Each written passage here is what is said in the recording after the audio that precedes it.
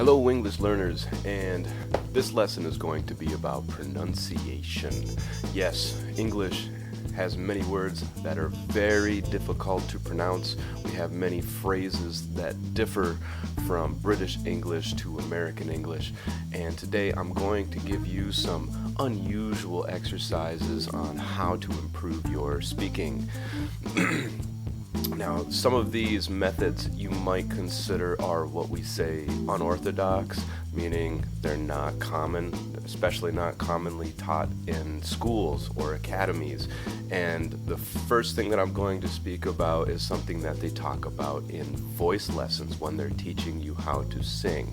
Now, before I show you the exercise, I just want to give you an idea of why this works. Now, in every language, we produce a muscular set in our mouth that is equipped to use the phonetics in whatever language we are using. So for instance, if I speak Spanish, my tongue is going to be very used to rolling my R's, right? But if I speak Chinese, it might be really difficult to maybe roll my R's or even make the English R sound because my tongue isn't used to going there. So the first thing I want to mention to you in terms of pronunciation is to practice vocal exercises. And what we do for some of these are rolling our lips, and what this does is it warms up the muscles.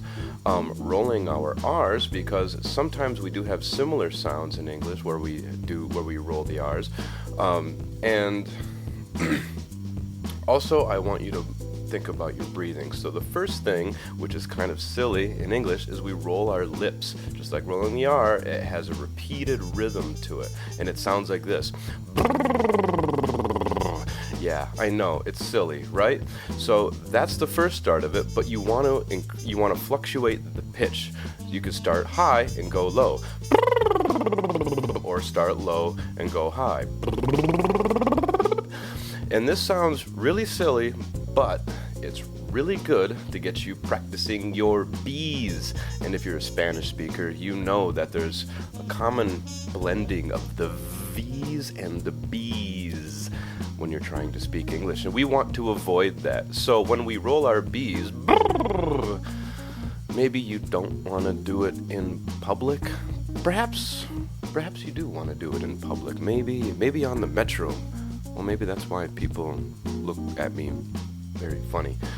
But it's a good thing to do when you're driving, because we all look silly when we're driving, when we're rocking out to our songs in traffic. If you live in a busy city, and you have a car, you probably spend a lot of time sitting in traffic. So that's the first exercise that I want you to think of: rolling your B's with your lips. Good thing to do before you start speaking in your second language. The next thing I want you to consider are tongue twisters. They have these in every language, right? I practice them in Spanish. Tres tristes tigres comían trigo en un trigal, right? But in English, we have them such as, how much wood could a woodchuck chuck if a woodchuck could chuck wood? Or, Peter Piper picked a peck of pickled peppers and Sally sold seashells on the seashore. We have specific tongue twisters to exercise certain phonetic sounds, and this is one thing that you should keep in mind. Another thing that you can practice on the metro, on the bus, or in public situations if you want people to look at you a little unusually. Or it's something you can practice at home, in the shower. Shower's good because it has really good acoustics and you can hear yourself well. I will post some of those tongue twisters in the description, and I also want you to keep in mind that most things that I say here, such as tongue twisters, vocal exercises, you can Google these terms and find many different resources out there to help you teach these to yourself. Now, the third thing I want you to think about is how you breathe when you speak to people. Now, this is very important in professional settings because you need to sound relaxed, but you need to have energy in your voice. So the one thing that I want you to consider when you're breathing is how you breathe. You don't want to breathe into your chest, but rather breathe into your diaphragm. Take low, deep breaths, and then you'll be able to speak more naturally. This will help with your confidence, it will help with your pronunciation, and it'll help with your phrasing and intonation.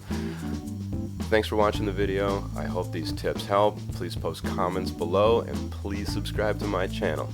Thank you.